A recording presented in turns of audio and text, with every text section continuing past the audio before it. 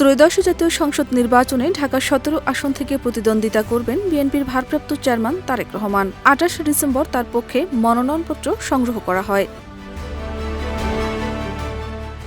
ঢাকা বিভাগীয় কমিশনার ও রিটার্নিং কর্মকর্তা শরফ উদ্দিন আহমেদ চৌধুরীর কার্যালয় থেকে তারেক রহমানের মনোনয়নপত্র সংগ্রহ করেন বিএনপি চেয়ারপারসনের একান্ত সচিব এবিএম আব্দুস সাত্তার। এর আগেই ঢাকা ১৭ আসনে বিএনপি জোটের প্রার্থী হিসেবে দাঁড়ানোর কথা ছিল বাংলাদেশের জাতীয় পার্টির চেয়ারম্যান আন্দালিব রহমান পার্থের। তবে তারেক রহমানকে সম্মান জানিয়ে তিনি ভোলা ১ আসন থেকে নির্বাচন করার সিদ্ধান্ত নেন। রাজনৈতিকভাবে ভোলা ১ আসনের সঙ্গে আন্দালিব রহমান পার্থের পরিবারের দীর্ঘদিনের সম্পর্ক রয়েছে। ২০০৮ সালে তিনি বিএনপির সমর্থনে ওই আসন থেকে সংসদ সদস্য নির্বাচিত হয়েছিলেন।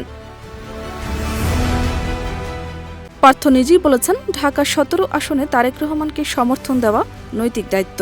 তারেক রহমান গণতান্ত্রিক আন্দোলনে যেভাবে নেতৃত্ব দিয়েছেন তা অতুলনীয়। ইট ইজ দ্য রিয়ালিটি যে তারেক রহমান ফেরত আসবে and you will see more of Tarek Rahman. এবং তারেক রহমান কি রাজনীতি করার অধিকার রাখে কি রাখে না এটা জনগণ ঠিক করবে। যেদিন বাংলাদেশে তারেক রহমান নামবে সেদিনে দেখা যাবে। এর আগেই ২১ ডিসেম্বর বগুড়া ৬ আসন থেকে তারেক রহমানের পক্ষে মনোনয়নপত্র সংগ্রহ করা হয়।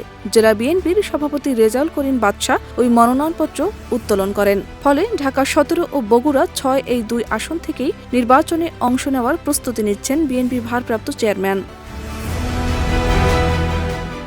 গত ২৫ ডিসেম্বর দীর্ঘ ১৭ বছর পর লন্ডন থেকে দেশে ফেরেন তারেক রহমান।